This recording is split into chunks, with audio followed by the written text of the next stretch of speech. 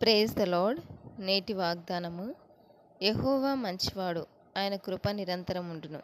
ఇర్మియా గ్రంథము 33వ అధ్యాయము 11వ వచనము. దేవుడు పక్షపాతి కాడు. భూమి మీద ఉన్న ప్రతి ఒక్కరి పట్ల దేవుడు తన మంచితనమును చూపించున్నాడు.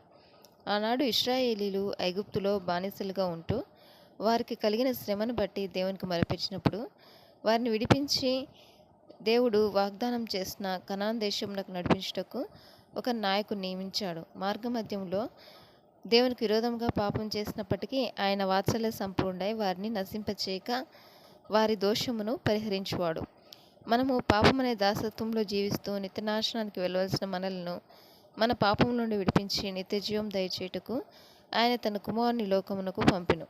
ఆయన కుమారుని ద్వారా అనగా యేసుక్రీస్తు ద్వారా నిత్యమైన కృపను కనికరమును మన పట్ల చూపించున్నాడు.